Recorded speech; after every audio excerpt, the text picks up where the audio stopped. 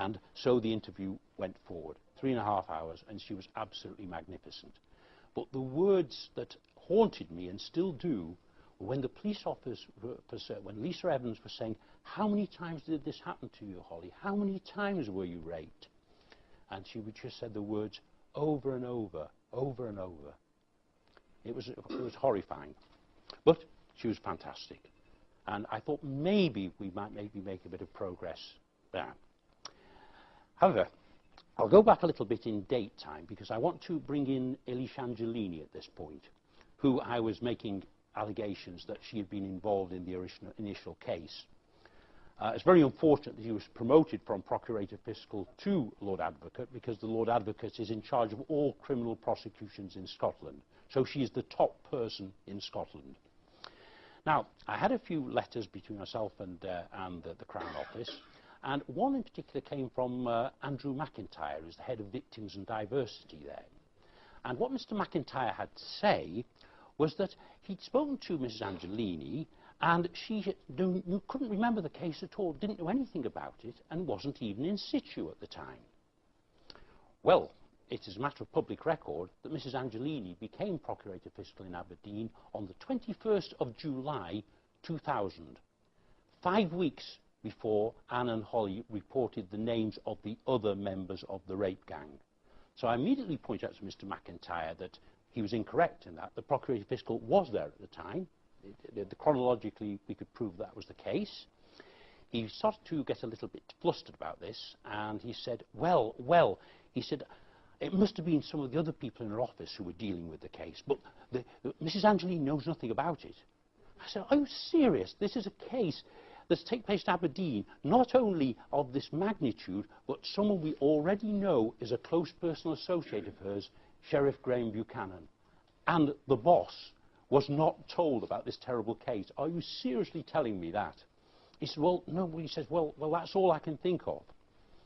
However, we had one other trump card to play that he didn't know about, and obviously Angelini did not know about. Because in our possession, we had a letter. And the letter was written by Brian Adam MSP, who was Anne's representative in the Scottish Parliament at the time. This letter, which we have a copy of, is dated the 27th of October 2000, 4 months, or was three months after Mrs. Angelini had taken office. The letter was written specifically to Mrs. Angelini, asking her what progress she was making on the case. Not only that, we have Mrs. Angelini has still gone on protesting that she knew nothing of the case, but I have a letter here with her name on it from the 12th of July 2001, specifically about Holly's case, written from Angelini's office to Anne and Holly's solicitor. So the Lord Advocate of Scotland has lied and lied again, and we can prove that. The rest of the case is going to be hard to get at because every obstruction is going to be placed in our way. But we've already established that the Lord Advocate, the head of all criminal prosecutions in Scotland, has lied. She's lied to the people of Scotland about her involvement in this case. There's no question about that. And if the Scottish Government were not corrupt, she would have been dismissed a long time ago, as I'd urged Mr. Salmond and Mr. McCaskill, the Justice Minister, to do. Now, returning to the case itself, again, we got the usual delays from the Crown Office, who's supposed to be investigating it. And in December, after sort of pressure to what's going on, we got a letter saying that the Crown Office had decided not to take any further action because there was insufficient evidence. Now, not only myself, but a team of very hard-working, highly intelligent and competent people in Scotland who can't be named at the present time, have also been working very hard with me and with my clients on this case. And between us, we have established that the police did not interview a single named person other than Holly. And Holly named 24 people, as I could hear of, on the 8th of September in Shrewsbury. 16 abusers and 7 victims other than herself. 8 victims, she was one of them. 7 other child victims. So the police, Grampian police, could not be bothered to interview a single member of the people who've been named. We also discovered that in the earlier investigation in 2000, when they were first supposed to look at the case, the one that was blocked by Angelini, they actually only interviewed Dennis Mackey, the father, and the son, Greg Mackey, 2 years later, which they had admitted to. However, once again, I have a document here written by an officer of the Grampian police called Innes Walker, and this is dated the 7th of May 2003, and in it here he refers that there 11 people have been named. It should have been 14 other than the father and the brother, and that he's investigated it. But the police have said they only talked to 2 people. So once again, absolute nonsense, lies by the Grampian police. And we know that they have done exactly the same thing in 2009. Nothing should affect Mrs. Angelini. Nothing should be done to embarrass this poor woman who is Lord Advocate of Scotland. No matter what she's done, no matter how many children have been abused and raped at this present time, the Lord Advocate of Scotland does not want to be embarrassed because she's involved in it. And the Scottish Government are colluding in this disgraceful conduct.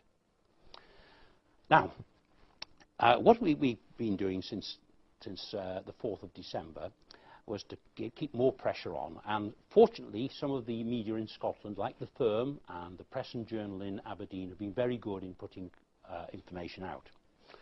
Now, on the 17th of November, the Firm put out a strong story attacking Angelini's involvement. Of course, they got the paperwork that we provided for them, and they very courageously went in, and they were the first real people in Scotland to really do so in a big way, to attack Angelini. Immediately, a team was sent from Angelini's office at the Crown Office, more or less threatening to put the Firm out of business unless they did a retraction and an apology straight away. The Firm did this, but it was under the most severe duress.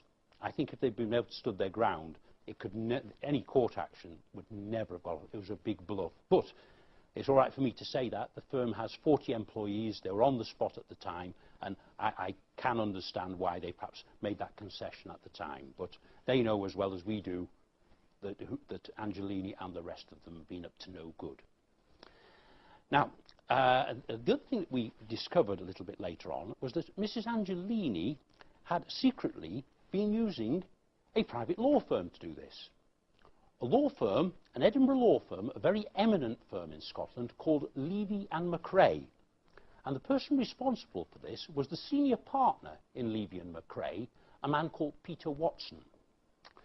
Now, I contacted Mr. Watson when I discovered this information, which he thought was top secret. And I said to him, Mr. Watson, would you tell me first if you actually been dealing with, on behalf of Mrs. Angelini? And if so, is Mrs. Angelini paying your fees, which we would have no quarrel with if that's the case, or is it being paid by the Scottish taxpayer? Is it being purloined from public funds, which is a totally different reason indeed. If the Lord Advocate has been perverting the course of justice, and now she is using public money to conceal the facts of the story from the Scottish public, that is a serious matter and a criminal matter. Mr. Watson got very embarrassed, sent a rather offensive email back to me saying, who the hell are you, type of thing, why should I talk to you? And I just said, well, it's up to you, Mr. Watson. You can answer the question or you can't. Anyway, he still refused to answer it. We do have a document, which I haven't got with me, and it's a kind of a privileged one at the moment, but we have a document to show that, yes, he was, and he threatened one of the information providers with defamation if they mentioned anything more about Angelini's involvement in this case. We also know that he sent general threats to every editor in Scotland, saying that they would be most severely dealt with if any of them ever mentioned Mrs. Angelini's connection in any way with the Holly Gregg case. So we have a high-level attempt to intimidate the press of Scotland, the media of Scotland, and the whole of the UK, because Google have been threatened as well. Now, I'm going to go back with one other item, and one very sinister item, because at the moment we are using everything we can, the documentation, to actually bring the people to justice. It's a hard job when you've got the police, the judiciary, and the politicians who are in power in Scotland at the moment, all against you, who don't want to stop this case, going ahead, despite the overwhelming weight of evidence. I'm absolutely sure if it was Angus and Aggie who've got the chip shop in Gorbals, they'd have been banged up in jail years ago. But because it's Sheriff Buchanan, because Angelini is involved, everything has to be blocked. And police officers, because not only is the police officer Terry Major involved, but 2 other police officers, Leanne Davidson, which we know,